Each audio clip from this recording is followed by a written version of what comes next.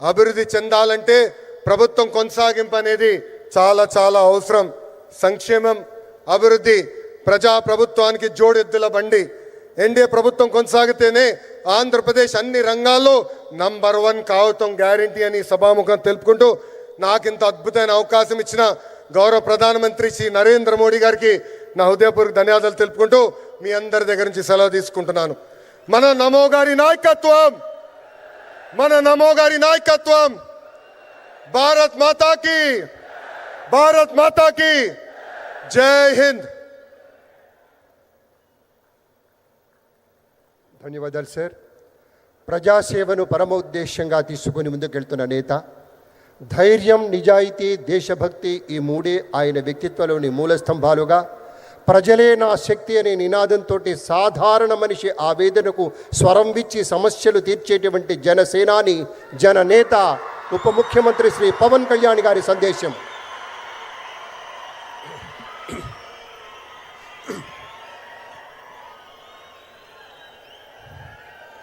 వేదిక పైన ఆసీనులైన మనందరికీ స్ఫూర్తిదాయకమైన నాయకులు, మన గౌరవ ప్రియతమ భారత ప్రధాని నరేంద్ర మోదీ గారికి 5 కోట్ల ప్రజల తరపున, మనందరి తరపున వారికి మనస్ఫూర్తిగా హృదయ నమస్కారాలు తెలియజేసుకుంటూ స్వాగతం పలుకుతున్నాం. వేదిక పైన ఆసీనులైన గౌరవ రాష్ట్ర గవర్నర్ గారికి, అబ్దుల్ నజీర్ గారికి నా హృదయపూర్వక నమస్కారాలు. రాష్ట్రాన్ని ఒక తరం కాదు, ఒక ఎన్నికలు కాదు, 5 సంవత్సరాలుగా ఒక తరం కోసం ఆలోచించే నాయకులు శ్రీ గౌరవ ముఖ్యమంత్రి శ్రీ నారా చంద్రబాబు నాయుడు గారికి హృదయపూర్వక నమస్కారాలు.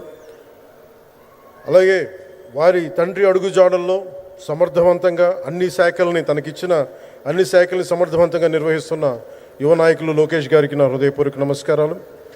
వేదిక పైన ఆసీనులైన కేంద్ర మంత్రివర్యులందరికీ, సహచర మంత్రివర్గ సభ్యులకి, ఇక్కడికి విచ్చేసిన శాసనసభ్యులందరికీ పేరు పేరు నా హృదయపూర్వక నమస్కారాలు. ఇక్కడికి విచ్చేసిన జనసేన నాయకులకి, తెలుగుదేశం నాయకులకి, భారతీయ జనతా పార్టీ నాయకులకి, ప్రతి ఒక్కరికి పేరు పేరున నా హృదయపూర్వక నమస్కారం.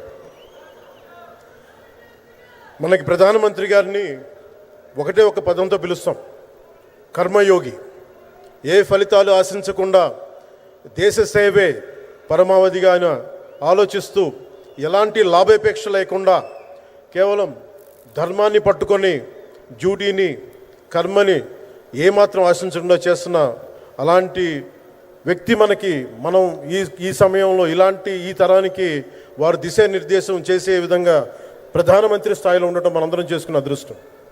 One who performs duty with truth, righteousness and discipline without attachment to results and dedicates action to the protection of the motherland attains eternal glory. The statement perfectly describes Honorable Prime Minister Shri Narendra Modi ji. Our Honorable Prime Minister Shri Narendra Modi ji is not just leading a government. ఆయన ప్రభుత్వాన్ని ఒకటే నడపట్లేదు, 2 తరాల్ని నడుపుతూ ఒక alpha రాబోయే ఇప్పుడు పుట్టిన బిడ్డలకి దిశానిర్దేశం చేస్తున్నారు. అలాంటి మన ఆత్మనిర్భర్ భారత్ ఎవరి మీద ఆధారపడకుండా దేశం తలెత్తి చూసేలాగా మేము సేవకులం కాదు, మేము భాగస్వామ్యం వహిస్తాం. మేము దేశానికి, ప్రపంచానికి దిశానిర్దేశం చేస్తాం. భారత్ అగ్రగామి, అంతేగాని కూర్చోబెట్టి చేతులు మడుచుకొని మేము భయపడతా ఉండే దేశం కాదు. తలెత్తుకొని పొగరగా, ఒక దేశపు జెండా ఎంత పొగరుగా ఉంటుందో అంత పొగరుతోటి భారతదేశాన్ని ప్రపంచ పటంలో నిలబెట్టిన మోదీ గారు మనకి ఈ రోజున ఈ కార్యక్రమానికి విచ్చేసి, ప్రత్యేకించి మొన్న గూగుల్ వచ్చింది, అలాగే ఈ రోజున ముఖ్యంగా దాదాపు 13,000 కోట్ల పైచిలుకుతోటి ఈ రోజున మనకి పెట్టుబడులు వస్తూ ఉన్నాయి. దాంట్లో ప్రత్యేకించి ఉరవకంలో 4,000 కోట్ల రూపాయలు పెట్టుబడి మనకి. ప్రత్యేకించి ఈ రోజున మనకి జిఎస్టీ పన్నులు ఎప్పుడు పెరగడమే తప్ప ఇప్పుడు తగ్గవు. అలాంటి పన్నుల భారాన్ని మనకి మోదీ గారు వచ్చాక దాదాపు ప్రతి కుటుంబానికి సంవత్సరానికి, ఇందాక సోదరు లోకేష్ గారు చెప్పినట్టుగా, ఒక 20,000 రూపాయలు ఆదా చేసుకునే అవకాశం కలుగుతుంది. ఇది జిఎస్టీలో విద్య కానీ వైద్యం ఖర్చులకు భారం నుంచి సామాన్యులకు ఉపశమనం కలిగిస్తుంది. ఆరోగ్య బీమా, జీవిత బీమాపై జిఎస్టీ పూర్తిగా తొలగించడంతో పాటు వార్షిక ప్రీమియం 3,000 నుంచి 4,000కు తగ్గి అందరికీ ఇది అందుబాటులో ఉంటుంది. అలాగే విద్యార్థులకు కావచ్చు, ఇలాంటి ప్రతి ఒక్కరికి కూడా అన్ని రంగాల వాళ్ళకి ప్రత్యేకించి మనకి జిఎస్టీ వల్ల లాభాలని అందరికి అందించేలా ముందుకు తీసుకెళ్తే ప్రతి ఒక్కరికి గౌరవ ప్రధానమంత్రి గారికి, దీనికి సహకరించిన గౌరవ ముఖ్యమంత్రి శ్రీ నారా చంద్రబాబు నాయుడు గారికి ప్రతి ఒక్కరికి నా హృదయపూర్వక ధన్యవాదాలు తెలుపుకుంటూ, ప్రధానమంత్రి గారికి ఇంకొకసారి ప్రత్యేక ధన్యవాదాలు తెలుపుకుంటూ, మేమందరం ఈ కూటమి ఒక 15 ఏళ్ళకి తక్కువ కాకుండా బలంగా ఉండాలి. మనందరం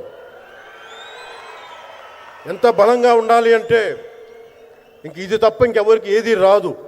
ఇబ్బందులున్నా ఉన్నా తట్టుకొని నిలబడి, ఎందుకంటే ఈ రోజున ప్రధానమంత్రి గారు మనకు వచ్చి అండగా ఉన్నారంటే ఈ పెట్టుబడులను కానీ ఈ నమ్మకాన్ని కానీ ఎట్టి మాత్రం సడలించకుండా మేము ముందుకెళ్తామని మీ అందరికీ తెలియజేసుకుంటూ, అందరం సమిష్టిగా పనిచేస్తాం.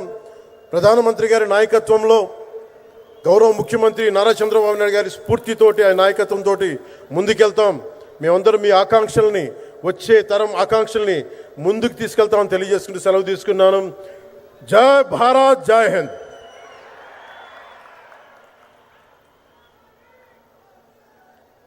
అనేక ధన్యవాదాలు సార్. ప్రజాసేవే పరమోన్నత ధర్మమని నమ్మి ఆ మార్గంలో నిబద్ధతతో గౌరవ నరేంద్ర మోదీ గారి నాయకత్వంలో అభివృద్ధే పరమావధిగా పనిచేస్తున్న గౌరవ కేంద్ర మంత్రివర్యులు శ్రీ భూపతిరాజు శ్రీనివాస వర్మ గారిని మాట్లాడవలసిందిగా ప్రార్థన.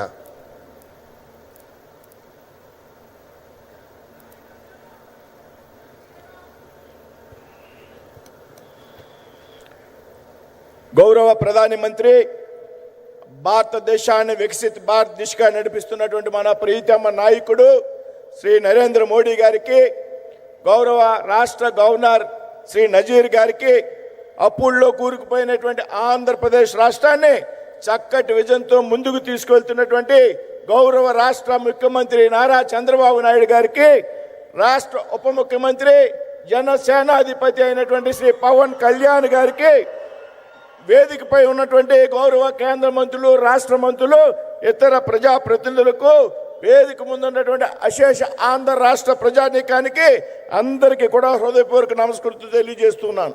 మిత్రులారా, కర్నూలు అనేది కేవలం ఒక నగరం మాత్రమే కాదు. ఒకప్పుడు రాష్ట్ర రాజధానిగా విరాజిల్లిన నేల కర్నూలు. స్వాతంత్ర సమరయోధుల కీర్తి గాథలను నేల రాసుకున్నటువంటి నగరం కర్నూలు.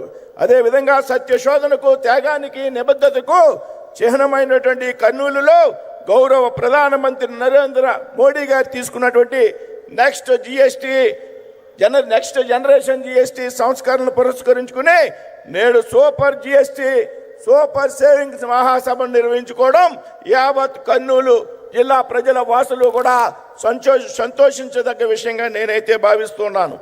గత ఆగస్టు 15 స్వాతంత్ర దినోత్సవం నాడు గౌరవ ప్రధానమంత్రి మోడీజీ ఎర్రకోటపై చేసినటువంటి చారిత్రాత్మక ప్రసంగంలో భాగంగా దీపావళి నాటికి జిఎస్టీ సంస్కరణను తీసుకొచ్చి ప్రజలకు పెద్ద ఎత్తున జిఎస్టీ రాయితీలను కల్పిస్తాననేటువంటి విషయాన్ని హామీ ఇవ్వడం జరిగింది.